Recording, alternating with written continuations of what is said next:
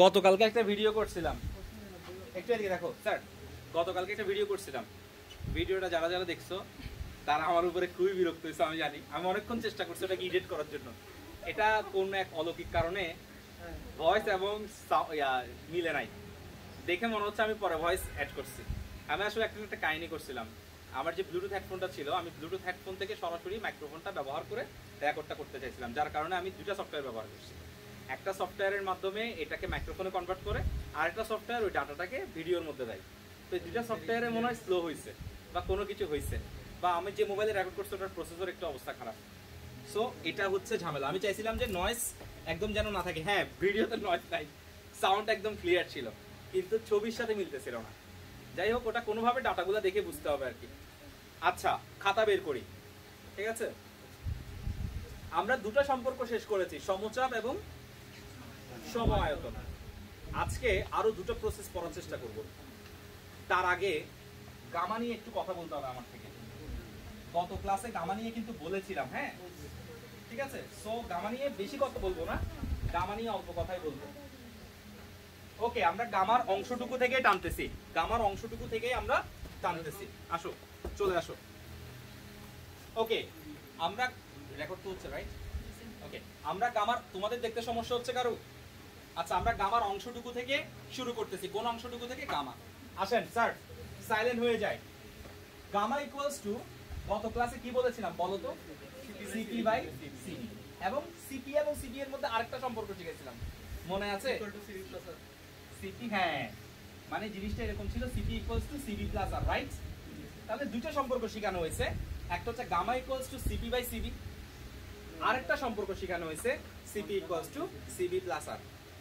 ওকে, সিবিটা কি? স্থির চাপে মোলার আপেক্ষিক তাপ। সিবিটা কি? স্থির আয়তনে মোলার আপেক্ষিক তাপ। ফাইন। এখন আমি যদি তোমাকে প্রশ্ন করি CP equals to CV plus R, এই মানটুকুকে এখানে ড্রপ করো, তাহলে আসো, তাহলে জিনিসটা কেমন হবে? ভিতরে চলে যাও। হ্যাঁ, ঠিক আছে, তাহলে জিনিসটা কি হবে বলো তো একটু? সিপি এর মান যদি বসাই, সিবি প্লাস আর, সিপি এর মান বসাচ্ছি সিবি প্লাস আর, আর নিচে কত? সিবি। তাহলে CV plus R divided by CV, এটাকে যদি ভেঙে লিখি কি হচ্ছে? CV by CB plus R by CV, right? আর এখানে থাকে গামা। সিবি সিবি কাটাকাটি 1, অর্থাৎ গামা ইকুয়ালস টু ফাইনালি কি হয়? 1 প্লাস আর বাই সিবি। বুঝতেছো? আমি যদি 1টাকে ট্রান্সফার করে ফেলি তাহলে কি হয়?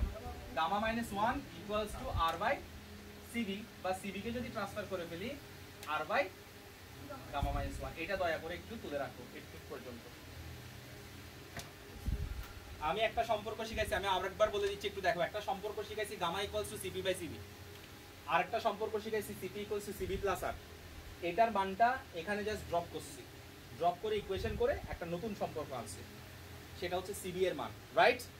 সিবি ইকুয়ালস টু সূত্রটা কি? আর বাই গামা মাইনাস 1। মাথায় ঢুকছে? ওকে,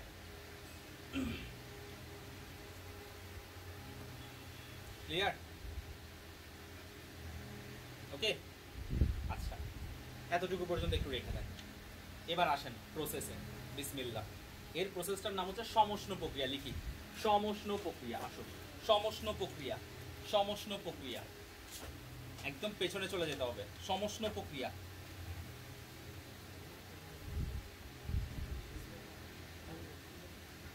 হ্যাঁ ওখানেও বসতে পারবা, ঠিক আছে? ওকে, ব্যাগটা নিচেও রাখতে পারবা, পরিষ্কার জায়গা একদম। সমষ্ণ প্রক্রিয়া, আসো। সমষ্ণ প্রক্রিয়া, একটা মিনিট বসে নিই।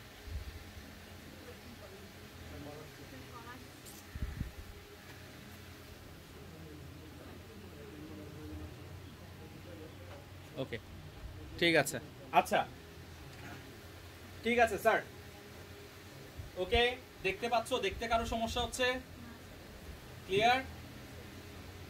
আচ্ছা স্যার, ওইখানেও বসতে পারবা, ওই বেঞ্চেও বসতে পারবা, পিছনের দিকে ওই বেঞ্চেও বসতে পারবা যদি ঝামেলা হয়। ওকে ফাইন, ঠিক আছে। আচ্ছা, সমষ্ণ প্রক্রিয়া লিখেন। যে তাপগতীয় প্রক্রিয়ায়, যে তাপগতীয় প্রক্রিয়ায়, যে তাপগতীয় প্রক্রিয়ায়, যে তাপগতীয় প্রক্রিয়ায় চাপ ও আয়তনের পরিবর্তন ঘটে, চাপ ও আয়তনের পরিবর্তন ঘটে,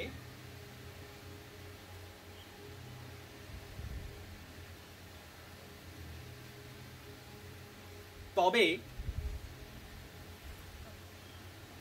তাপমাত্রার কোনো পরিবর্তন ঘটে না। তবে তাপমাত্রার কোনো পরিবর্তন ঘটে না।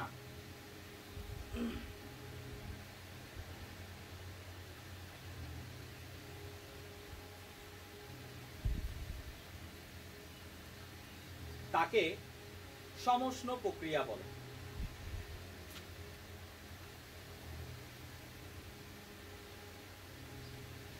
ওকে, তাকে সমষ্ণ প্রক্রিয়া বলে। আচ্ছা, সমষ্ণ প্রক্রিয়ায় তাহলে মূল জিনিসটা কি? তাপমাত্রার কোনো পরিবর্তন ঘটবে না। কার কার পরিবর্তন ঘটবে? চাপ এবং আয়তন। চাপ এবং আয়তন মাথায় সেট করে ফেলি। চাপ এবং আয়তনের পরিবর্তন ঘটবে, তবে তাপমাত্রার কোনো পরিবর্তন ঘটবে না। এটাই হচ্ছে আমাদের সমষ্ণ প্রক্রিয়া। ওকে, এবং এটাকে আমরা ইংরেজিতে বলে থাকি আইসোথার্মাল। এটাও পাশে দিয়ে আমরা একটু লিখে রাখি। এটা হচ্ছে আইসোথার্মাল প্রসেস। ওকে, আচ্ছা, এবার আসেন একটা আইসোথার্মাল প্রসেস কিভাবে কাজ করে সেটা সম্পর্কে একটু বলি। আইসোথার্মাল প্রসেসের সবথেকে সুন্দর জিনিস যেটা, সেটা হচ্ছে চাপ এবং আয়তনের গুণফল সবসময় সমান থাকবে। চাপ এবং আয়তনের গুণফল সবসময় সমান থাকবে। আমি একটু জিনিসটা ক্লিয়ার করি। মনে করেন একটা ঘটনা ঘটতেছে, সেটা হচ্ছে বিফোর, এটা হচ্ছে আফটার। বিফোর মানে পূর্বে, আফটার মানে পরে। মনে করেন কোন একটা ঘটনা, বিফোরে তার আয়তন ছিল 4 মিটার কিউব, মানে কোন একটা গ্যাস তার আয়তন ছিল কত বলছি? 4 মিটার কিউব। আচ্ছা ঠিক আছে, আর সেখানে চাপ ছিল মনে করেন 2 প্যাসকেল, সাপোজ, জাস্ট ধরে নিচ্ছি। পরবর্তীতে আফটার ঘটনাগুলোতে যদি এই যে দেখতে পাচ্ছেন 4 মিটার কিউব, এটা যদি চেঞ্জ হয়ে 4 মিটার কিউব আয়তনটা কমে গিয়ে যদি 2 মিটার কিউব হয়, তাহলে চাপটা বেড়ে 2 থেকে হয়ে যাবে 4 মিটার কিউব, সরি 4 প্যাসকেল। মানে আমি জাস্ট এটাই বুঝাতে যাচ্ছি, দেখেন আয়তন কত ছিল? 4, হয়ে গেছে কত? 2, আয়তনটা কমে গেছে। আর চাপটা কি হয়েছে? 2 থেকে 4 হয়ে গেছে। আপনি একটা জিনিসই মাথায় রাখবেন, চাপ এবং আয়তনের যে গুণফল 4 দুগুণ 8 এবং 4 দুগুণ 8, এটা সবসময় সমান সমান থাকবে। তাহলে সমষ্ণ প্রক্রিয়ার একটা স্পেশাল ক্যারেক্টার হচ্ছে এখানে চাপ এবং আয়তনের গুণফল সবসময় কি থাকে? ধ্রুব থাকে। একটু লাইনটা লিখে রাখেন। সমষ্ণ প্রক্রিয়ায়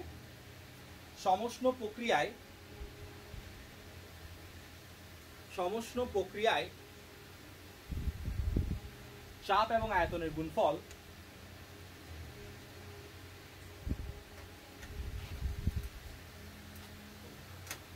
ধ্রুব থাকে। চাপ এবং আয়তনের গুণফল ধ্রুব থাকে। বোঝাতে পারছি? ওকে, আচ্ছা, ওকে, এটাকে আমরা কিভাবে লিখতে পারি দেখেন। স্যার একটু শুনেন। মনে করেন একটা সমষ্ণ প্রক্রিয়া নিয়ে কথা বলতেছি। তার চাপ ছিল P1 এবং আয়তন ছিল V1। পরবর্তীতে চাপটা চেঞ্জ হয়ে গেছে P2, আয়তনটা হয়ে গেছে V2। পরবর্তীতে চাপটা আবার চেঞ্জ হয়ে গেছে P3, আয়তন হয়ে গেছে V3। মজার ব্যাপার হচ্ছে এই সমষ্ণ প্রক্রিয়ায় P1 V1, P2 V2 এবং P3 V3 dot dot dot dot Pn Vn। এটাও লিখে রাখেন। এটা হচ্ছে সমষ্ণ প্রক্রিয়ার শর্ত। আমি আবারও বলছি, সমষ্ণ প্রক্রিয়ায় সবসময় এটা মাথায় রাখবেন, চাপ আয়তনের গুণফল সবসময় একই থাকবে। চাপ এবং আয়তনের গুণফল সবসময় একই থাকবে। ওকে, একটা হিডেন ইনফরমেশন আমরা লিখে রাখি। চাপ ও আয়তন, এটাকে আমরা এভাবে বলতে পারি, এক্সচেঞ্জ করবে। তাহলে আমাদের জন্য বুঝতে সুবিধা হবে। এটা আমাদের অনেক এমসিকিউ ক্লিয়ার করে দেবে। এক্সচেঞ্জ করবে। হ্যাঁ হ্যাঁ হ্যাঁ, আমি বলতেছি, মানে কিভাবে এক্সচেঞ্জ করবে সেটা বলতেছি। এক্সচেঞ্জ বলতে আসলে আমি একটা জিনিস বুঝাতে চাইছি, এটা আমি বলতে চাইছি। চাপ ও আয়তন এক্সচেঞ্জ করবে, মানে মানগুলো। ওকে, ঠিক আছে। আচ্ছা, একটু দেখেন। মনে করেন আপনাকে আমি প্রশ্ন করলাম, একটা সমষ্ণ প্রক্রিয়া, তার আয়তন 4 গুণ কমে গেল, চাপের কি অবস্থা হবে? শেষ। আমি ওটাই বলছি। মানে আমি এটা দ্বারা অ্যাকচুয়ালি একটা জিনিসে বুঝাতে চাইছি শর্টকাট, সেটা হচ্ছে এখানে চাপ এবং আয়তন ঘটনাগুলো পারস্পরিক এক্সচেঞ্জ করে। যেমন চাপ যদি কমে যায়, আয়তন বেড়ে যাবে। আয়তন যদি কমে যায়, চাপ বেড়ে যাবে। চাপ যতটুকু কমে যাবে, আয়তন ততটুকু বেড়ে যাবে। আয়তন যতটুকু কমে যাবে, চাপ ততটুকু বেড়ে যাবে। ক্লিয়ার? যার কারণে এখন কোনো অঙ্কই আমার থেকে আর করতে হবে না, আমি সরাসরি করতে পারবো। মাথায় ঢুকছে? ওকে, আচ্ছা, শর্তটা কি বলছি? P1 V1 = P2 V2। Clear? তাহলে এখান থেকে আরেকটা লাস্ট জিনিস লিখে রাখেন। সেটা হচ্ছে পিভি ইকুয়ালস টু ধ্রুবক। এই কথাটা লিখে রাখুন, এটাই হচ্ছে সমষ্ণর মূল জিনিস। সমষ্ণতে সবসময় পিভি ধ্রুবক থাকে, পি এবং ভি এর গুণফল সবসময় ধ্রুবক থাকে, পি এবং ভি এর গুণফল সবসময় ধ্রুব থাকে। ক্লিয়ার? সমষ্ণ প্রক্রিয়া আইসোথার্মাল, কি চেঞ্জ হবে না? তাপমাত্রা চেঞ্জ হবে না, চাপ এবং আয়তন ধ্রুব। বোঝাতে পারছি? আচ্ছা, এবার আসেন সমষ্ণর গ্রাফ কেমন হবে সেটা দেখি। এবার টপিকের নাম দেন সমষ্ণর গ্রাফ।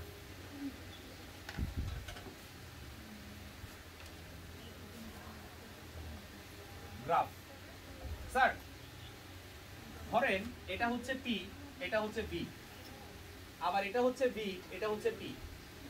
এটার গ্রাফটা কেমন হবে দেখি।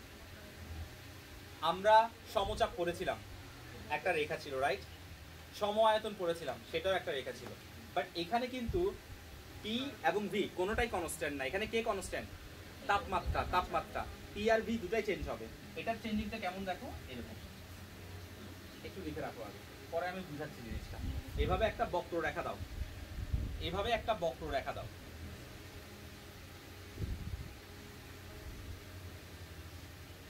ওকে স্যার, এবার আমি তোমাকে একটু বুঝাই। ধরো এই বক্ররেখার উপরে যে কোনো একটা বিন্দু হচ্ছে এটা, এই বিন্দুটার কয়টা মান থাকবে? দুইটা, একটা চাপ একটা আয়তন। বুঝে আসছে? মনে করো এটা একটা বিন্দু, এটার চাপ হচ্ছে P1, আয়তন হচ্ছে V1, রাইট? আচ্ছা, এটাকে যদি আমি গ্রাফে যোগ করি তাহলে কি একটা ক্ষেত্র পাবো না? দেখো তো, এই যে একটা ক্ষেত্র পেলাম না? ঠিক এটার মতন আরেকটা বিন্দু এখানে পাইছি, এবং এটার মনে করো হচ্ছে P2, V2। এটাকে যদি আমি গ্রাফে ফিট করি তাহলে এখানে কিন্তু একটা কি পাবো? ক্ষেত্র পাবো, রাইট? এই যে ক্ষেত্রটা দেখতে পাচ্ছ, এই ক্ষেত্রটা না, এই ক্ষেত্রটার সমান। এটাই এতক্ষণ ধরে বলতেছিলাম। কারণ P1 V1, আমি আবারও বলছি, এটার মান কত কত বলো? P1 V1। এই বিন্দুতে তুমি যে দুটা মান পাইছো সেগুলা কি কি? একটা হচ্ছে P1, একটা হচ্ছে V1, একটা হচ্ছে P1, একটা হচ্ছে V1। P1 এবং V1 কে গুণ করলে তুমি কি পাবা জানো? P1 V1 কে গুণ করলে তুমি এই ক্ষেত্রফলটা পাবা। অর্থাৎ এই ক্ষেত্রফলের মান যদি তোমাকে কেউ প্রশ্ন করে, তুমি বলবে ক্ষেত্রফলের মান হচ্ছে P1 V1। ঠিক একইভাবে এটা যদি আরেকটা বিন্দু হয় P2 V2, তাহলে এই ক্ষেত্রফলের মান কি? P2 V2। একটু দেখো তো ভালো করে, গ্রাফগুলো দেখে মনে হচ্ছে না যে এটা কি কে জানি এভাবে শোয়াই দিছে? তাহলে এটা ইকুয়ালস টু এটা। আমি কি বুঝাতে পারছি? গ্রাফ লিখে গ্রাফের নিচে দিয়েও লিখে রাখো যে P1 V1 equals to P2 V2। সমষ্ণ graph সবসময় এরকম হয়। ঠিক একই কাহিনীটা এখানেও থাকবে। হ্যাঁ হ্যাঁ হ্যাঁ, বলো, জবাব কিছু বলছিলা?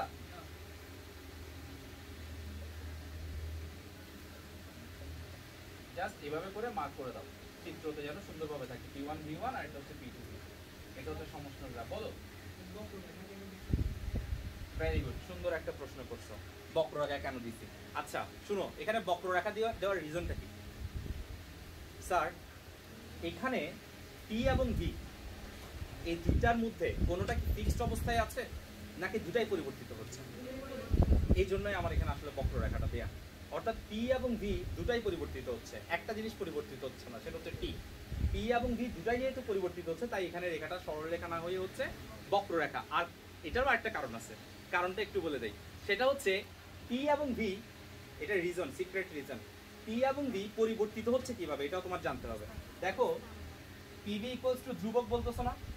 তাহলে P বলে ফেলছে একজনের পিছন থেকে, ইকুয়ালস টু ধ্রুবকের নিচে ভিটা আসবে, রাইট? তাহলে P সমানুপাতিক কি হয়? অর্থাৎ P এর সাথে V এর সম্পর্কটা ব্যস্তানুপাতিক, বিধায় গ্রাফটা বক্ররেখা। ঠিক আছে? সো তোমার প্রশ্নের আনসার হবে এটাই যে P আর V এর সম্পর্কটা ব্যস্তানুপাতিক, তাই গ্রাফটা বক্ররেখা। বোঝাতে পারছি? ওকে, কনসেপ্ট ক্লিয়ার? এটার গ্রাফটা বুঝতে পারছো? আচ্ছা, তাহলে একটু কষ্ট করে গ্রাফের নিচে দিয়ে লিখে রাখো P এবং V এর সম্পর্ক। P এবং V এর সম্পর্ক ব্যস্তানুপাতিক বিধায়, P এবং V এর সম্পর্ক ব্যস্তানুপাতিক বিধায়, P এবং V এর সম্পর্ক ব্যস্তানুপাতিক বিধায়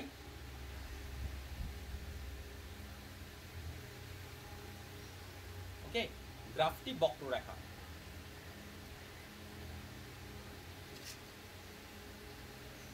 ওকে, এবার আমাকে বলেন বক্ররেখার ঢাল কয়টা?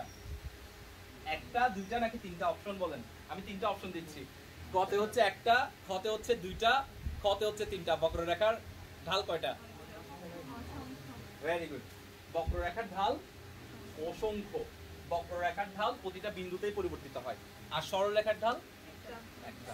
সরলরেখা এবং বক্ররেখার পার্থক্য হচ্ছে ওটা সোজা, এটা বাঁকা, এটা না। সরলরেখার ঢাল হচ্ছে একটা, বক্ররেখার ঢাল হচ্ছে প্রতিটা বিন্দুতে পরিবর্তিত হয়। ফাইন। এবার আসেন, আপনাকে তো এতক্ষণ সমষ্ণ পড়াইছিলাম। এটা হচ্ছে পি, এটা হচ্ছে টি, সরি বি। আমি দিয়ে দিলাম গ্রাফ, রাইট? এবার ঢাল এই বিন্দুতে একটা, এই বিন্দুতে একটা। জানতে হবে ঢালটা কেন এরকম চেঞ্জ হয়।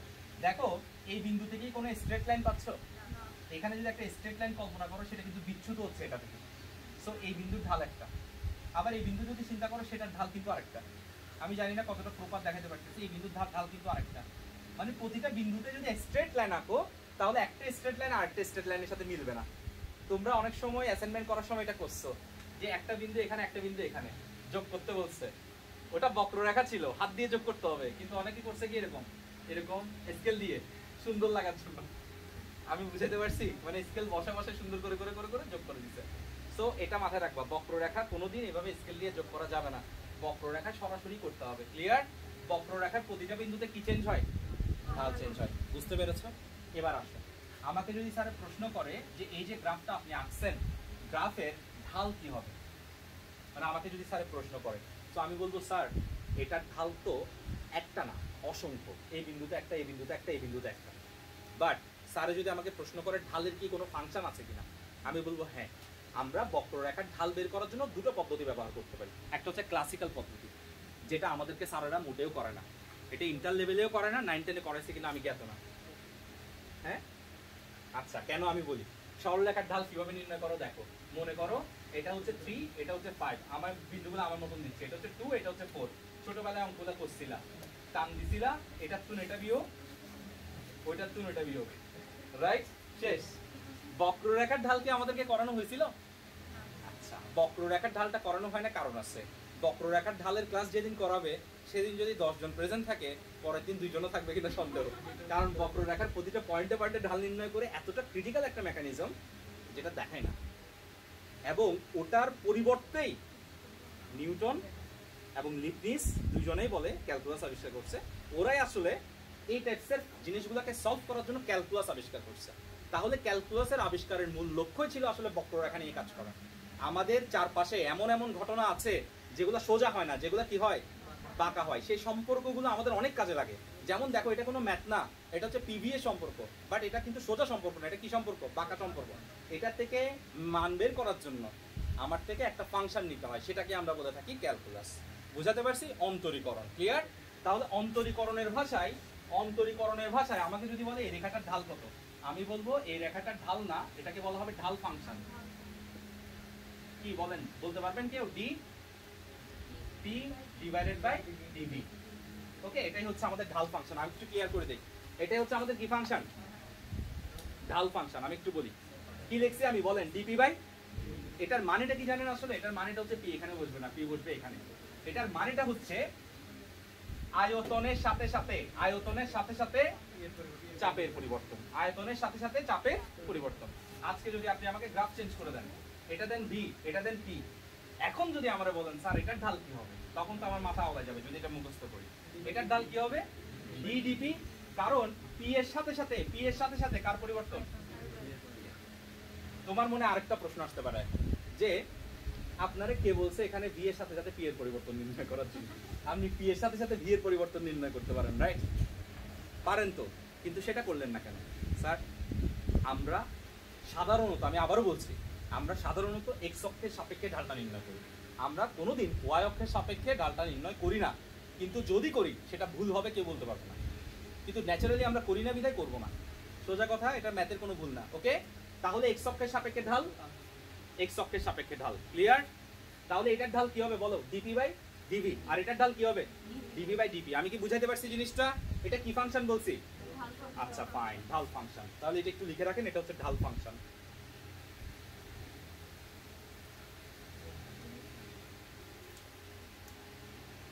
ওকে,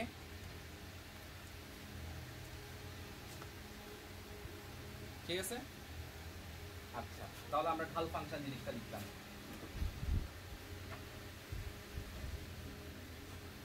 এবার আসেন স্যার, ক্যালকুলাসের মধ্যে অন্তরীকরণ যেটাকে আমরা বলি অন্তরীকরণ, ওই অন্তরীকরণের মধ্যে আপনাদেরকে ভেঙে ভেঙে কিছু সূত্র শেখানো হয়েছিল। আমি শুধুমাত্র সেখান থেকে দুইটা সূত্র নিয়ে কাজ করবো আজকে। দুইটা সূত্র আমার লাগবে বলে আমি দুইটা সূত্র একটু দেখা দিচ্ছি। সেটা হচ্ছে, মনে করে দেখেন তো, এরকম একটা সূত্র শিখেছিল না, ddx of uv। সূত্রটা কি ছিল? u ddx of v plus v ddx of, দয়া করে সূত্রটা মাথায় রাখবেন। যারা অন্তরীকরণের ঝামেলা আছে তারা অন্তরীকরণটা দ্রুত ক্লিয়ার করে ফেলেন, কারণ এটা প্রতি পদে পদে আপনাকে ভুগাবে। মাত্র শুরু হয়েছে, যে খেলা সবে শুরু। আপনি যদি পুরা ফিজিক্স খাইতে যান তাহলে প্রতিটা জায়গায় দেখবেন যে কতগুলো আছে। আর আপনি যদি আমরা বলেন স্যার আমি পুরা ফিজিক্স খাবো না, আমি শুধু উপর থেকে চ্যাপ্টার উল্টায় চলে যাবো, ম্যাথ করা দিলে হয়ে যাবে, তাহলে এগুলো লাগবে না।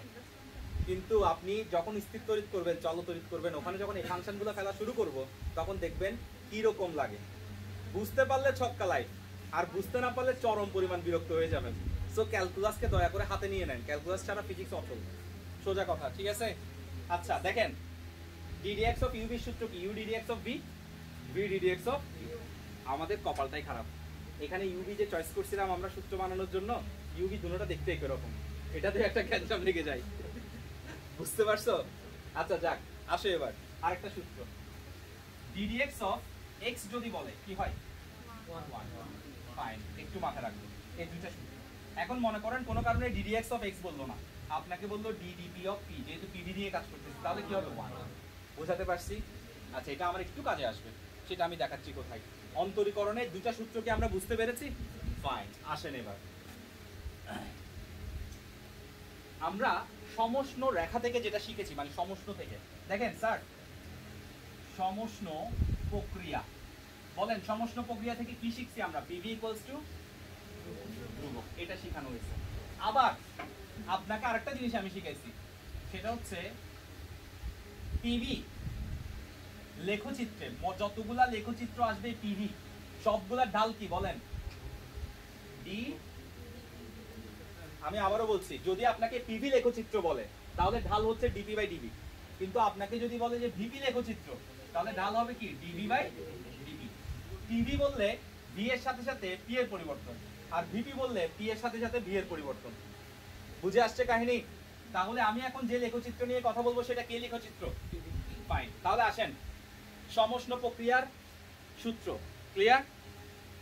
পিভি লেখচিত্রে এটা কি? ঢাল। তাহলে পিভি লেখচিত্রে এটা হচ্ছে আমাদের ঢাল। এখন আমার থেকে মোট কথা সমষ্ণ প্রক্রিয়ার ঢাল বের করতে হবে, সোজা কাহিনী। আমি সমষ্ণ প্রক্রিয়ার কি বের করব? ঢাল বের করব। সমষ্ণ প্রক্রিয়ার ঢাল মানে কি? DP by DB. আমি কার মান বের করব? ডিপি বাই ডিবি এর মান, ক্লিয়ার। আর সমষ্ণ প্রক্রিয়ার সূত্র কি? পিভি ইকুয়ালস টু ধ্রুবক। বুঝে আসছে? আসেন ঢাল কেমনে বের করতেছি দেখেন। পিভি ইকুয়ালস টু ধ্রুবক কথাটা লিখে দিলাম। এবার উভয় পাশে আমি DDB PV equals two DDB ধ্রুবক আনতেছি। দেখেন উভয় পাশে আমি ডিডিবি আনছি, উভয় পাশে। দেখছেন? এটা কোন সূত্র পড়বে বলেন? ইউভি এর সূত্র। তাহলে সূত্রটা আমার সাথে করে ফেলেন। P DDV V plus V DDV P হইছে U DDX of V V DDX of U. Is it clear? Okay. আর এটা কি হবে বলেন? কারণ আমরা জানি কোন ধ্রুবককে করলে কি হয়? জিরো। Concept clear? তাহলে সমীকরণ কি দিছিলাম? পিভি ইকুয়ালস টু ধ্রুবক। কি করছি? DDB differentiate. আমরা বলবো ডিফারেন্সিয়েট করছি। আমরা মুখে কি বলবো? ডিফারেন্সিয়েট করছি। কার সাপেক্ষে? আয়তনের সাপেক্ষে। আর বাংলায় বললে বলবো আয়তনের সাপেক্ষে। বাংলায় বলছি, হাফ বাংলা হাফ ইংরেজি আর কি। এখন ফুল বাংলায় বললে কি বলবো? আয়তনের সাপেক্ষে ক্ষুদ্রকরণ করে। ঠিক আছে?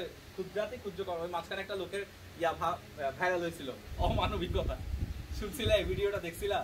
আচ্ছা যাই হোক, একটা লোকে ওই অমানবিকতা এই কথাটা উচ্চারণ করতে পারতেছে না, অনাবিকতা। অনেকক্ষণ ট্রাই করার পরে সে উচ্চারণ করছে যে অমানবিকতা। আচ্ছা ওকে। পিভি ইকুয়ালস টু ধ্রুবক। ভাঙছি কি বলেন? UV P DDV V V DDV P, আর এটা হচ্ছে 0। ক্লিয়ার? আচ্ছা, এবার স্যার একটা কাজ করেন আপনি, এবার আমাকে বলেন, আমি উপরে লিখতেছি, এবার দেখেন তো স্যার ডিডিভি অফ ভি মানে এই জিনিসটা কি হবে 1, তাহলে আমি এখানে লিখে দিচ্ছি পি ইনটু 1 প্লাস এটাকে একটু সাদে লিখতেছি ডি, আর উপরে হচ্ছে D P by D V equals to 0, right? দেখেন তো ঠিক আছে না? আমি এটা 1 লিখে দিয়েছি, এটা যেমন আছে তেমন লিখে দিয়েছি, রাইট? এবার ট্রান্সফার করে দেন স্যার, বা ভি ডিপি ডিভি ট্রান্সফার করে দেন, পিটাকে ট্রান্সফার করে দেন মাইনাস পি, শেষ। এবার যদি আপনাকে আমি বলি সুতরাং ডিপি ডিভি ইকুয়ালস টু ভিটা নিচে আসবে মাইনাস, এটা কি জানেন? এটা হচ্ছে সমষ্ণ প্রক্রিয়ার ঢাল। আমরা তো খুব সুন্দর করে সূত্র শিখে করে যাই, এমসিকিউতে যখন আসে সমষ্ণ প্রক্রিয়ার ঢাল কত মান দিয়ে দিচ্ছে, তখন এটা আমরা এই জিনিসগুলা খুব স্কিপ করে চলে যাই, এগুলো তথ্যের ভেতরকার জিনিসগুলো মাথায় ঢুকছে। এটা কি বলছি আমি? সমষ্ণের ঢাল। কিসের ঢাল? সমষ্ণ। দয়া করে লিখে রাখেন, সমষ্ণ প্রক্রিয়ার ঢাল।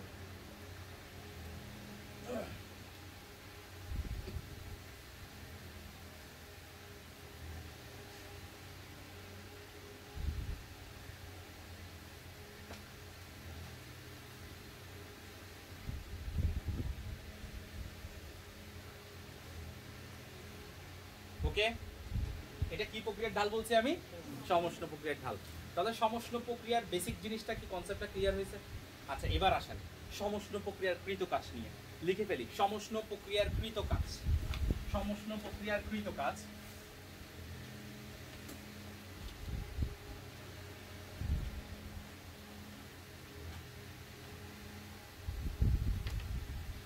ওকে, সমষ্ণ প্রক্রিয়ার কৃত কাজ। আচ্ছা, আমাকে এখানে একটা কথা বলেন, আচ্ছা এটা একটু পরে করাচ্ছি আমি, সমষ্ণ প্রক্রিয়ার কৃত কাজ।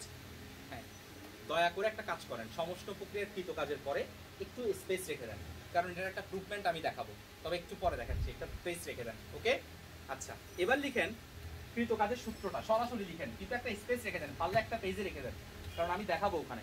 ওকে, আচ্ছা লিখেন, এখন একটু আপাতত আগে লিখে রাখেন কৃত কাজ যেটা আমরা বের করে নিচ্ছি, সেটা হচ্ছে W ইকুয়ালস টু, লিখে রাখেন N R T ln V I V F, এটা একটু লিখে রাখেন আগে, পরে আমি আপনাকে বুঝাচ্ছি। W equals to N R T ln V initial V final মানে কি?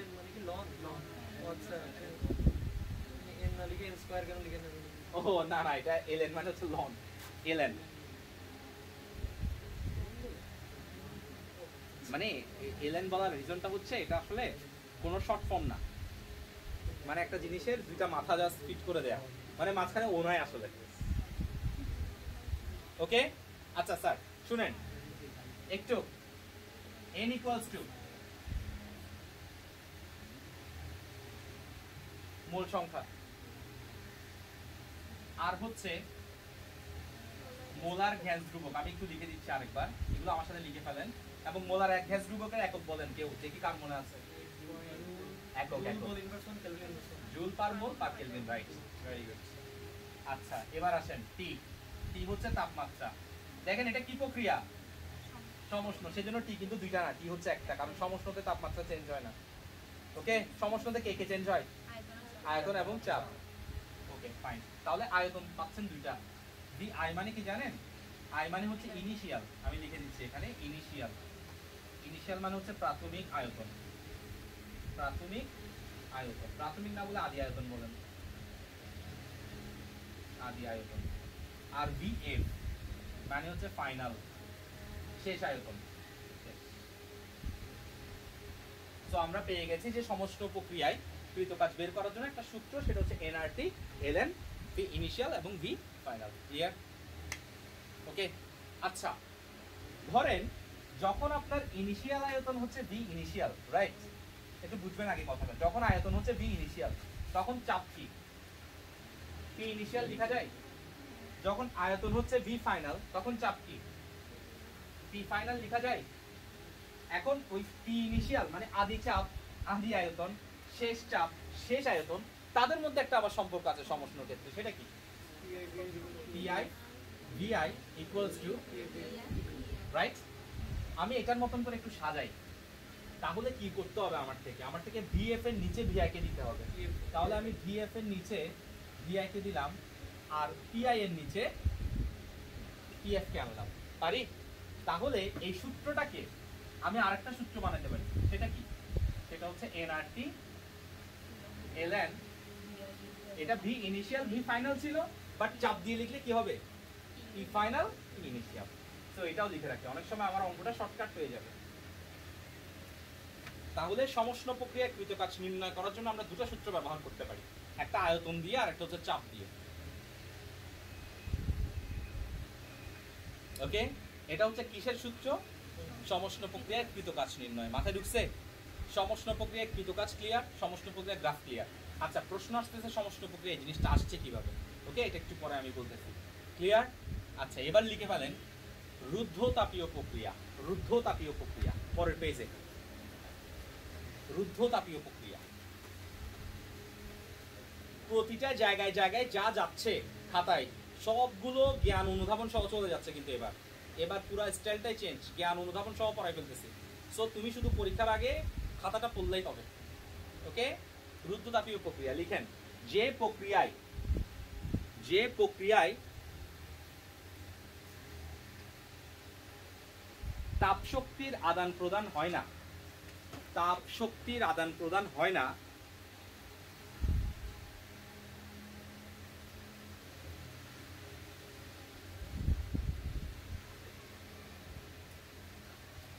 তাকে রুদ্ধতাপীয় প্রক্রিয়া বলে।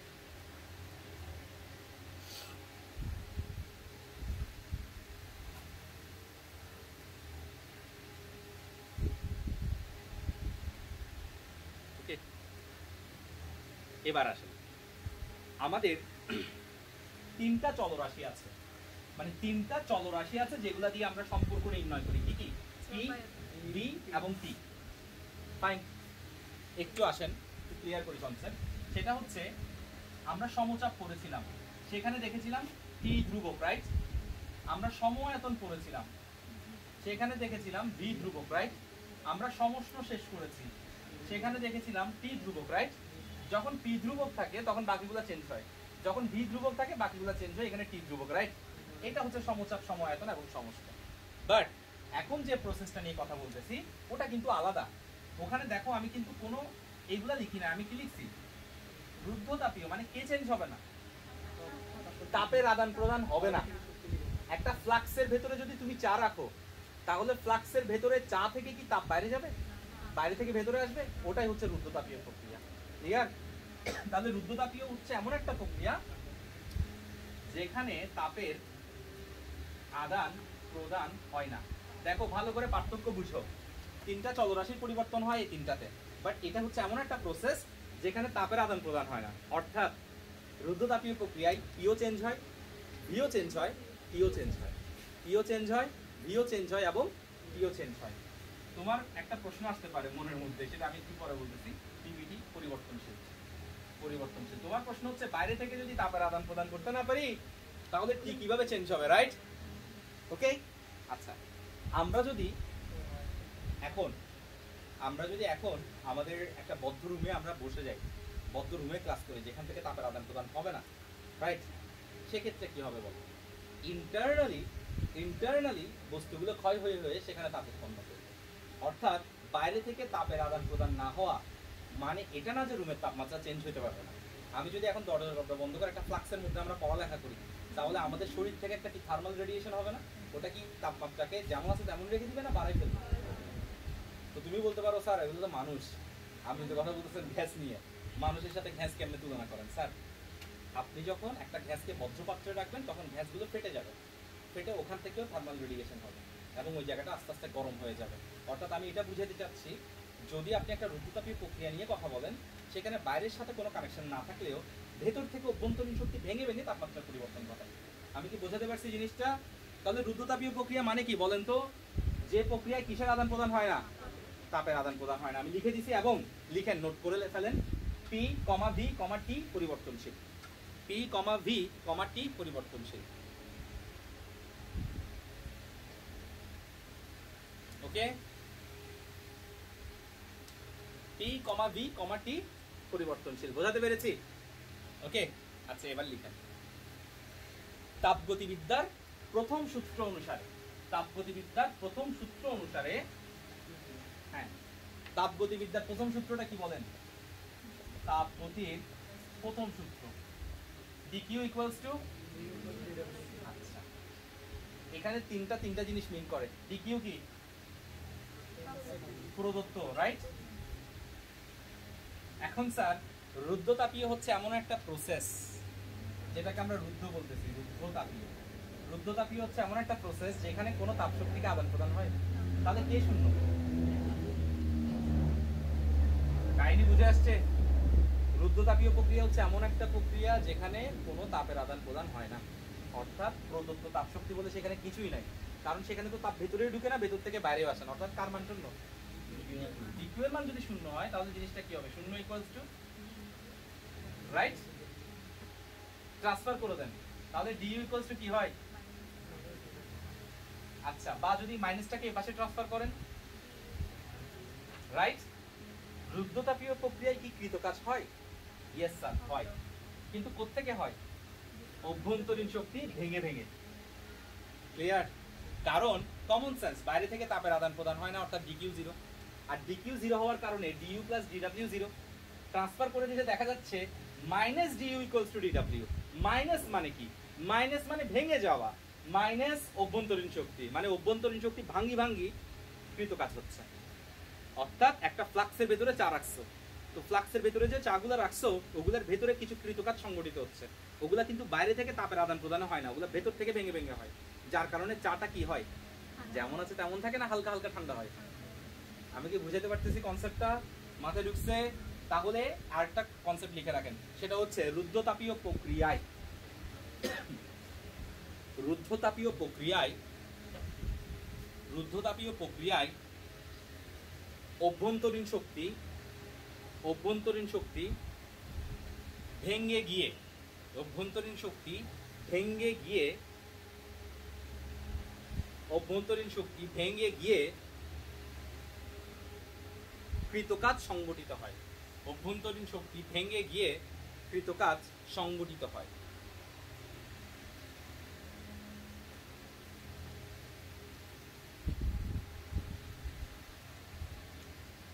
মাথায় ঢুকছে কনসেপ্ট? রুদ্ধতাপীয় ব্যাপারটা বুঝাতে পারছি? আচ্ছা, রুদ্ধতাপীয় প্রক্রিয়া তাহলে কে শূন্য? dq এর মান শূন্য। ক্লিয়ার? আচ্ছা, এবার আসেন সমষ্ণতার সম্পর্কটা কেমন ছিল? pv ইকুয়ালস টু ধ্রুব। বাট রুদ্ধতাপীয়তে সম্পর্কটা কেমন সেটা এখন আমরা দেখব। আচ্ছা, রুদ্ধতাপীয় সম্পর্ক লিখেন। রুদ্ধতাপীয় প্রক্রিয়ায়, রুদ্ধতাপীয় প্রক্রিয়ায়, রুদ্ধতাপীয় প্রক্রিয়ায়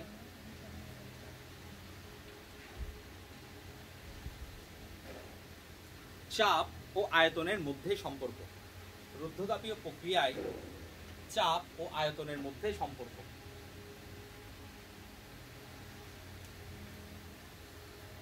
ওকে, আচ্ছা এখন যে জিনিসটা আমি করাবো সেটা একটা কমপ্লিকেটেড জিনিস। আমি প্রথমে আস্তে আস্তে নোট করে যাব এবং আমার সাথে সাথে জিনিসটা বুঝে যাবেন। যেখানে প্রবলেম হবে আমাকে প্রশ্ন করবেন। ক্লিয়ার? মাথা থেকে সব ফেলে দেন, কারণ একটা কমপ্লিকেটেড জিনিস এখন দেখাবো। একটা তো অলরেডি রেখে আসছি, বলছি পরে দেখাচ্ছি, এটা এখন শুরু করতেছি। ওকে, এখন কি নির্ণয় করবো? রুদ্ধতাপীয় প্রক্রিয়ায় চাপ এবং আয়তনের মধ্যে সম্পর্ক। সমষ্ণত সম্পর্কটা কি ছিল? pv ইকুয়ালস টু ধ্রুব। আর এখানে কেমন হয় সেটা আমরা দেখবো। ঠিক আছে? আচ্ছা, প্রথমে আসেন, প্রথমে তাপগতিবিদ্যার প্রথম সূত্রটা আমরা একটু লিখবো। তাপগতির প্রথম সূত্র dq equals to du plus dw, এটা লিখে ফেলছি। ওকে, ঠিক আছে? আচ্ছা, এবার আসেন রুদ্ধতাপীয়তে আপনি একটা কথা কিন্তু জানেন, রুদ্ধতাপীয় প্রক্রিয়া হওয়ায় dq ইকুয়ালস টু 0, এটা আপনি জানেন। ওকে, আবার গতকালকে আপনাকে একটা জিনিস বলছিলাম যে ডিউ নির্ণয় করার জন্য, মনে আছে জিনিসটা? du equals to n cv dt। তাহলে দেখেন রুদ্ধতাপীয় প্রক্রিয়ায় dq এর মান 0 আর du equals to n cv dt। এটা কোত্থেকে আমরা পাইছি? রেফারেন্স হিসেবে পাশে লিখে রাখেন নোট খাতায়, ওই যে আমরা যে নোট খাতায় করছি নোট খাতায় সিভি হতে আপনি একটু ওটা উল্টে ফেলতে দেখে ফেলবেন যেটা কোত্থেকে আসছে, কারণ সিভি পড়ানোর সময় এটা ক্লিয়ার করে দিচ্ছি। ওকে, আচ্ছা এবার আসুন আবার কৃত কাজ DW বলেন কি ছিল? PDB ছিল না? আচ্ছা ওকে, এবার আমরা একাদশ শ্রেণীর একটা রেফারেন্স টানি। একাদশ শ্রেণীতে আমরা পড়ে আসছিলাম DB ইকুয়ালস টু এনআরটি। না তোমরা এখন দ্বাদশ এনআরটি। আচ্ছা এটা করানোর সময় তোমাদেরকে একটা কথা বলছিলাম, মনে করে দেখো সবাই একটু। বলছিলাম যে সমচাপ প্রক্রিয়ায় চাপটা কনস্ট্যান্ট, সমচাপ প্রক্রিয়ায় চাপটা কনস্ট্যান্ট এবং এনআর ধ্রুবক, তাই বি এর সাথে সাথে টি চেঞ্জ হয়। এবং তোমাদেরকে শিখাইছিলাম পিডিবি ইকুয়ালস টু, এটা তো শিখাইছিলাম রাইট? বুঝতে পারছো? কিন্তু যদি আজকে সমচাপ প্রক্রিয়া না হইতো, যদি আজকে এটা সমচাপ প্রক্রিয়া না হতো, তাহলে পি কে কি আমি কনস্ট্যান্ট ধরতে পারতাম? এনআর কে কিন্তু কনস্ট্যান্ট ধরতে পারতাম। তাহলে পি আর বি এর উপরে ডিপেন্ড করে কে চেঞ্জ হয়? আচ্ছা তখন আমরা আসলে পিভি ইকুয়ালস টু যে এনআরটি, এনআরটি তো আমরা এনআর ডিটি লিখে দিতে পারবো, ভালো কথা। কিন্তু এই যে ডিটিটা এটা কার উপরে চেঞ্জ হয়? পি এবং বি দুটার উপর না? সমচাপ বললে পিটা স্থির, বাট সমচাপ কথাটা না বললে পিও চেঞ্জ হবে, যার কারণে এটা কি কিভাবে লিখতে হবে জানো? পিডিবি একবার বি চেঞ্জ, ডিটিটি একবার পি চেঞ্জ, অর্থাৎ পি স্থির রেখে একবার বি চেঞ্জ, একবার বি স্থির রেখে পি চেঞ্জ। এটাকে আমরা সমাকলনের একটা ধাপ বলে থাকি, সমাকলনের একটা ধাপ বলে থাকি। আমি এটাকে একটু সহজ করে জিনিসটা বুঝাইলাম, আমি আবারও একটু বলি। আমি একটা সম্পর্ক জানি PV equals to NRT, right? Okay, এই পুরো সম্পর্কটার মধ্যে ধ্রুবকটাকে সেটা বলো এনআর, এটাকে মাথা থেকে ফেলে দাও, রাইট? টি পরিবর্তন ডিটি, রাইট? তাহলে টিটা কার উপরে ডিপেন্ড করে পরিবর্তন হবে? টি এর উপরে এবং বি এর উপরে।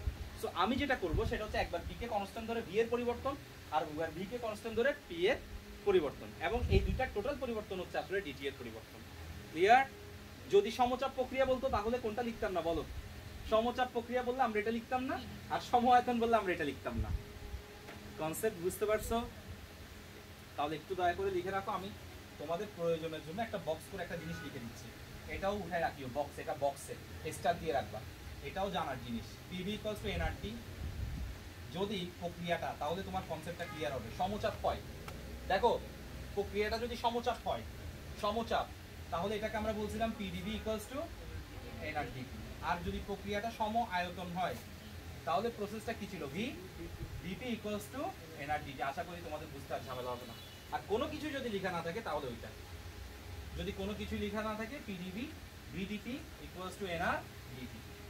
বুঝতে পেরেছেন কাহিনী? সব মাথায় রাখবেন, তিনটা সম্পর্ক কিন্তু আপনার জন্য গুরুত্বপূর্ণ।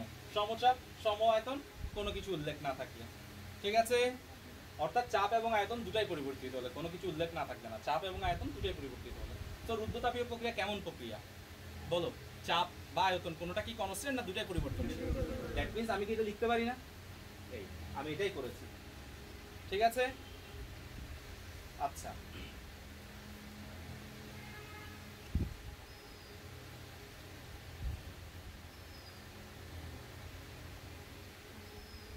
আমি মুছে ফেলতেছি এটা, ফাইন। আসেন এবার এখান থেকে যদি আপনাদেরকে আমি প্রশ্ন করে একটা কাজ করেন, এখান থেকে ডিটি এর মানটা বের করেন। ডিটি কি হবে বলেন? DT equals to PDV plus BDP NR. একটু দয়া করে লিখে রাখেন এটা ডিটি এর মান। এখন যে জিনিসটা আমরা করে যাচ্ছি সেটা কিন্তু ছোট ছোট অঙ্কের জন্য অনেক ইম্পর্টেন্ট, বাট যদি আমি বৃহৎ পরিসরে চিন্তা করি তাহলে লেস ইম্পর্টেন্ট। বৃহৎ পরিসর মানে কি? কোনোভাবে পরীক্ষায় যাব, বসবো, পাস করবো, শেষ, রাইট? ওভাবে চিন্তা করলে এটা দরকার নেই। আচ্ছা স্যার, ডিকিউ এর মান, ডিইউ এর মান এনসিভি ডিটি, ডিডব্লিউ এর মান পিডিবি। আমি এখান থেকে কাহিনী করে কি বের করছি? ডিটি। এতটুকু আলাদা রেখে দাও, আর বাকি জিনিসগুলো বুঝে আসছে, মানটা ড্রপ করে দাও। তাহলে কি হয় বলো? 0 equals to DU plus PDB. ওই ডিইউ এর পরিবর্তে মানটা বসিয়ে, দেখো এই যে সমীকরণটা দেখতে পাচ্ছ মান বসাচ্ছি, ওই ডিকিউ এর মান 0 বসা দিচ্ছে 0, ডিইউ এর মান বসা দিচ্ছে এটা এনসিবি ডিটি প্লাস ওখান থেকে বসা দিচ্ছি ডিডব্লিউ এর মান PDV. Is it clear? Okay, ওই এখান থেকে বসা দিচ্ছে NCV DV, NCV DT DU এর পরিবর্তে আর ডিডব্লিউ এর পরিবর্তে এটা। ঠিক আছে, কারো কোনো সমস্যা? আচ্ছা আসেন, বা 0 ইকুয়ালস টু এন সিবি, এবার ডিটি এর মান বসাবো। আসেন ডিটি এর মান বসাই, বলেন কি হবে? D DB D DP NR. আমি ওখান থেকে ডিটি এর মান বসাইছি, বুঝতেছেন তো? ওইখান থেকে ডিটি এর মান বসাইছি, দেখিয়েন, খেয়াল রাখিয়েন, আমার ভুল হতে পারে, পিডিবি গোলায় যেতে পারে, একটু চোখে রাখবেন। হ্যাঁ, গোলায় অলরেডি গেছে, গোলায় অলরেডি গেছে। ঠিক আছে, একটু খেয়াল রাখবেন। এন সিবি, ওইখান থেকে ডিটি এর মান PDB BDP NR plus PDB রেখে দিচ্ছি। ওকে, আসেন কাটাকাটি করি, এন এর কাটাকাটি, রাইট? এবার আসেন সিবি। আচ্ছা স্যার, আমি চাইলে 8টাকে লসাগু নিতে পারি? আচ্ছা, যদি 8টাকে লসাগু নেই, 8টাকে যদি লসাগু নেই এবং 8টাকে পরবর্তীতে যদি ফেলে দেই, এই কাজটা কি একসাথে করা যায়? একটু চিন্তা করেন তো, সেক্ষেত্রে কি হবে দেখেন। আমি আবার বলি, ঠান্ডা মাথায় চিন্তা করেন। আমি 8টাকে লসাগু আকারে নিয়ে নিব, এইভাবে, এই মনে করেন 8টাকে লসাগু আকারে নিয়ে নিচ্ছে, তাহলে জিনিসটা কি হবে? 8টা যেহেতু লসাগু, এটার সাথে এটা গুণ করে দেন আগে, সিভি সিভি পিডিবি, ঠান্ডা মাথায় করেন, প্লাস সিভি ভিডিপি প্লাস কি হবে বলেন? আর এটার সাথে গুণ হবে না? আর পিডিবি, আর এখানে হচ্ছে 0।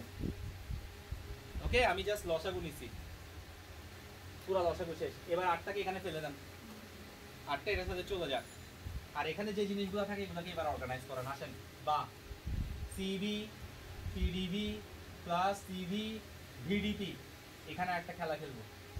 আর একটা সূত্র আমরা শিখছিলাম না, CP equals to CV plus R, ওখান থেকে CP minus CV equals to R না?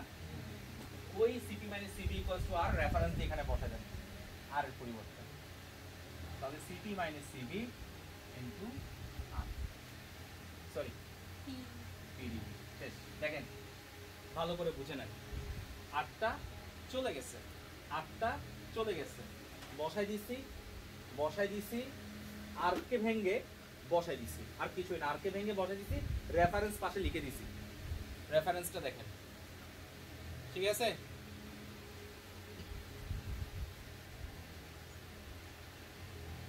রেফারেন্স কিন্তু পাশে লিখে দিয়েছি। আচ্ছা, ইকুয়ালস টু কি হয় sir? 0।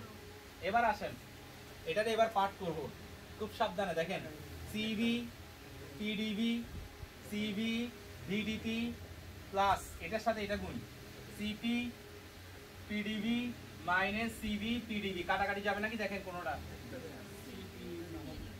Exactly, CB PDB CB, exactly, তাহলে কেটে দেন।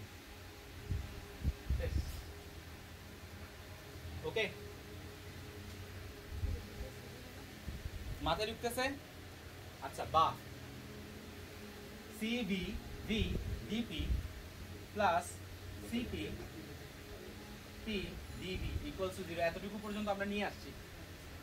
আচ্ছা, এটা হচ্ছে রুদ্রতাপীয়, এতটুকু পর্যন্ত সম্পর্ক, আমরা চেষ্টা করতেছি সম্পর্ককে যত ছোট করা যায়, করতে করতে এতটুকু পর্যন্ত নিয়ে আসছি।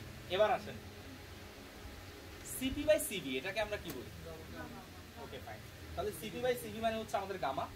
এখন আমি যদি আপনাকে বলি যে সবগুলোকে সিবি দ্বারা ভাগ করেন, মানে আপনি একটা কাজ করেন, আপনি এটার নিচেও সিবি দেন, বা CB VDP divided by CB plus CP PDB divided by CB equals to 0। Side নোটে লিখে দেন, সিবি দ্বারা ভাগ করে, সিপি দ্বারা ভাগ করে, সিবি দ্বারা উভয় পাশে ভাগ করছি, দেখেন সিবি দ্বারা ভাগ করছি, সিবি সিবি, রাইট? কাটাকাটি যাবে সিবি দ্বারা ভাগ করলে, সিবি সিবি কাটাকাটি, আর এই সিপি বাই সিবি মানে কি বলতে পারি? এই আমি আস্তে আস্তে সম্পর্ককে ক্লোজ করার চেষ্টা করতেছি, কিন্তু কোনোভাবে সম্পর্ক কি হচ্ছে না, ক্লোজ হচ্ছে না, কারণ এটা তো কখনো ক্লোজ হওয়ার নয়, ঠিক আছে? দেখেন, ওকে, ভিডিপি রেখে দিচ্ছি, ভিডিপি প্লাস এই সিপি বাই সিবি যে দেখতে পাচ্ছেন, দেখেন সিপি বাই সিবি, এটাকে বসে দিতে পারি গামা। অনেকটাই ক্লোজ করে নিয়ে আসছি, পাশে দিয়ে লিখে দিই সাইড নোটের reference gamma equals to CP by CB. এগুলো হচ্ছে আমাদের রেফারেন্স, এগুলো লিখতেই হবে, না হলে আমরা পরে দিয়ে বুঝবো না যে কোন জায়গা থেকে কোন জায়গায় আসছে। ইকুয়ালস টু 0 হবে, রাইট?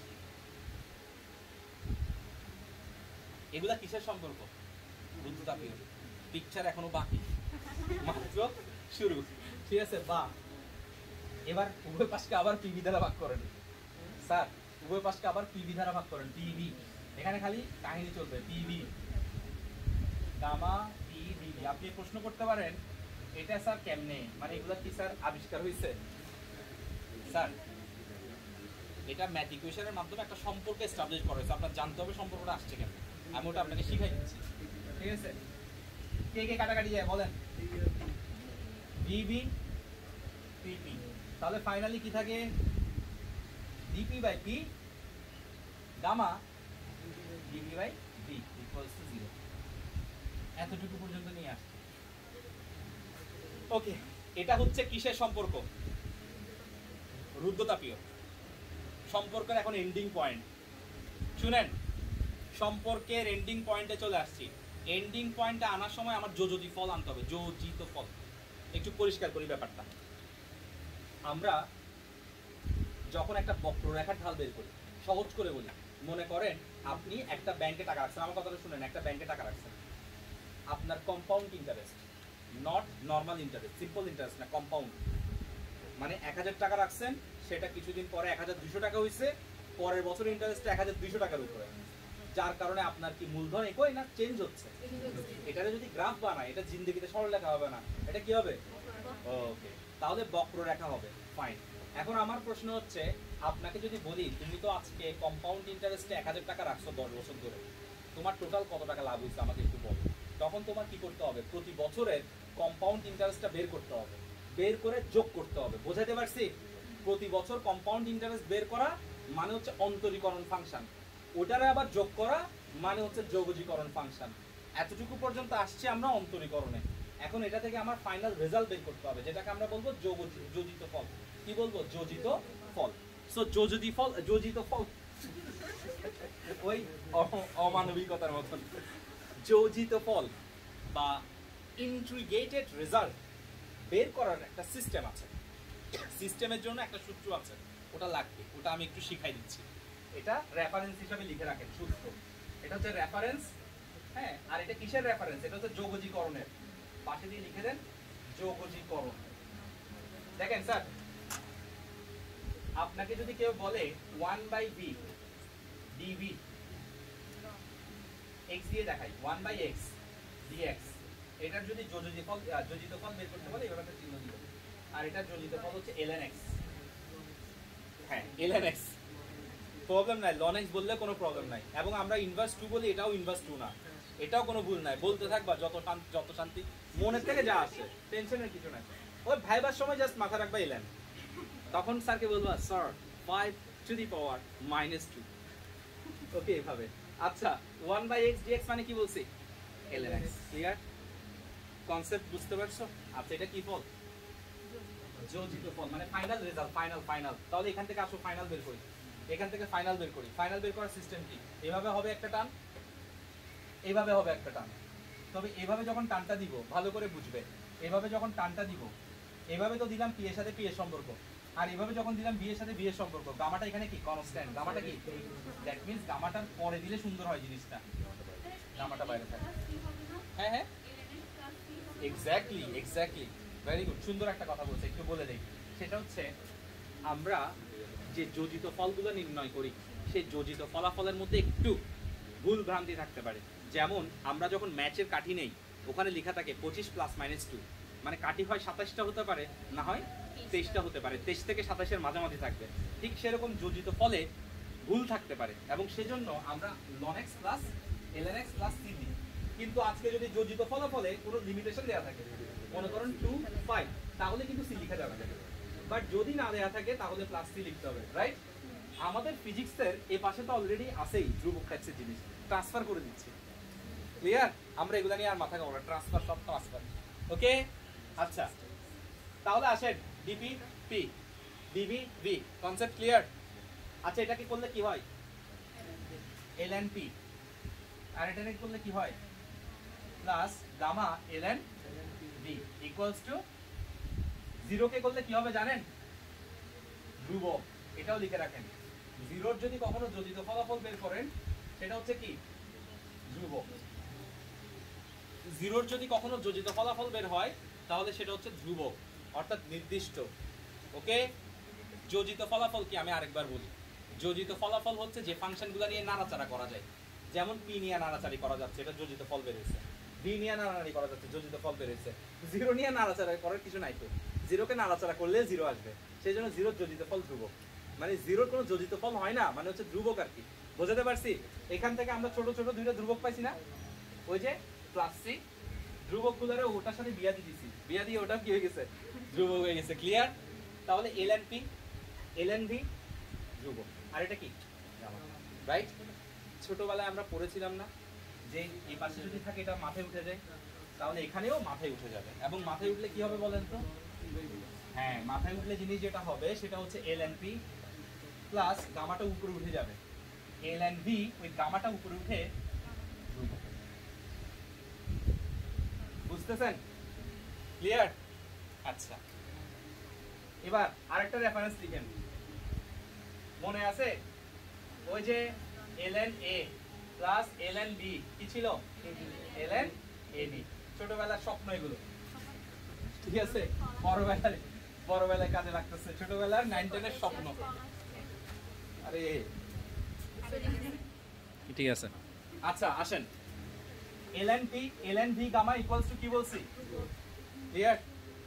আচ্ছা sir ln a ln b এটাকে যদি ln ab লিখতে পারি, মানে ln ab লিখতে পারি, তাহলে এটাকে কি লিখতে পারি? ln pv gamma equals to, লিখে ফেললাম, একটু পর্যন্ত চলে আসলাম স্বপ্নের কাছাকাছি। শুনেন, ই এটাকে বলা হয় এক্সপোনেনশিয়াল নাম্বার। এটা কোত্থেকে আবিষ্কার হয়েছে জানেন? কমার্সের থেকে। সেজন্য ম্যাথের স্যারেরা যখন এটা পড়ায় এটা নিয়ে খুব একটা মাথা কামায় না। আমি একটু বলি ঘটনাটা, কাহিনীটা একটু বলি। এক্সপোনেনশিয়াল নিয়ে ম্যাথের স্যারেরও মাথা কামানোর কোনো প্রয়োজন নেই, নিষ্প্রয়োজনীয় একটা জিনিস।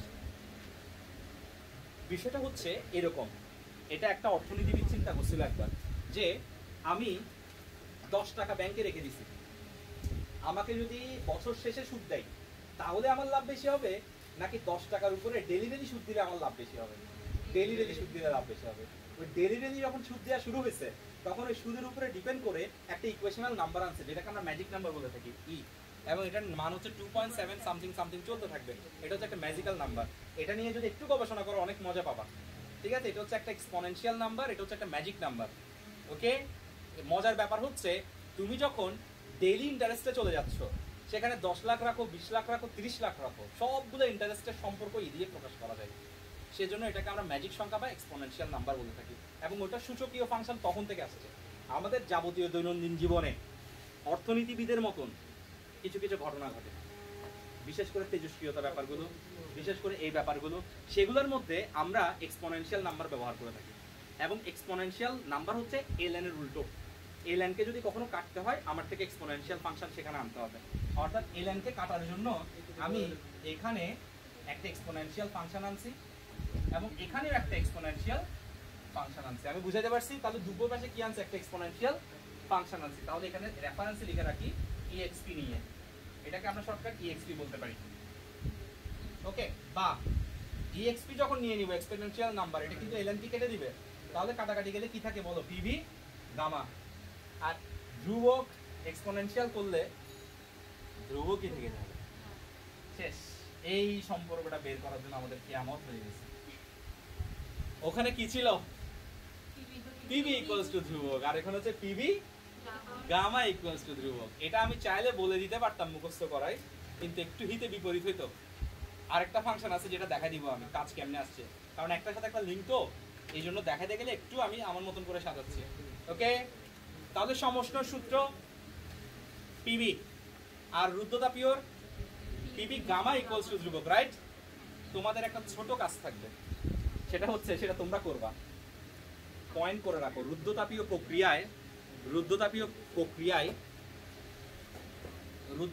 প্রক্রিয়ায় অপ্লিক দাও, অপ্লিক চিহ্ন বা রুদ্ধতাপীয় রেখার ঢাল, অর্থাৎ রুদ্ধতাপীয় রেখা যেটা তোমাদেরকে এখন করাইছি পিভি গামা ইকুয়ালস টু ধ্রুবক, এটা থেকে তোমরা আমাকে ডিপি বাই ডিবি এর মানটা বের করে নেক্সট ক্লাসে দেখাবো। আমি চাই তোমরা ঢালটা নির্ণয় করো। ওকে, আমি সমস্ত ঢাল নির্ণয় করে দিছি না? যেভাবে নির্ণয় করছি তুমি তোমার ব্রেন দিয়ে এটা করবা, এবং অবশ্যই তোমার ব্রেন দিয়ে করবা, তোমার বই এবং ব্রেনকে মিক্স করে করবা না। রিকোয়েস্ট, এটা রিকোয়েস্ট। না পারতেছি না, সমস্যা নাই, আমি দেখাই দিব ক্লাসে, আমি বলে দিচ্ছি, কিন্তু চেষ্টা করব। আমি কাউকে বলতেছি না যে পারতেই হবে, কিন্তু বই দেখে ফেললে সমস্যা, মাথা থেকে বের হবে না। একটু গবেষণা করব, এটা একটু বের করব, ঠিক আছে? মাথায় ঢুকছে? আজকের ক্লাসের পড়াগুলো মাথায় ঢুকছে? আমরা যারা নোট খাতা বানাইছি তো আলহামদুলিল্লাহ, যারা নোট খাতা বানায় নাই এখন থেকে একটা খাতা বানাই ফেলবো। আমার ওই খাতাটাই তোমার পরীক্ষার সময় কাজ দেবে, এবং আমি ক খ গ ঘ সব করা যাবো ওখানের ভেতরে। সরি, ক খ, গ ঘ না, গ ঘ আমি আলাদা করে করাবো, ঠিক আছে? মাথায় ঢুকছে? হ্যাঁ, বসো, দেখবো। ওকে।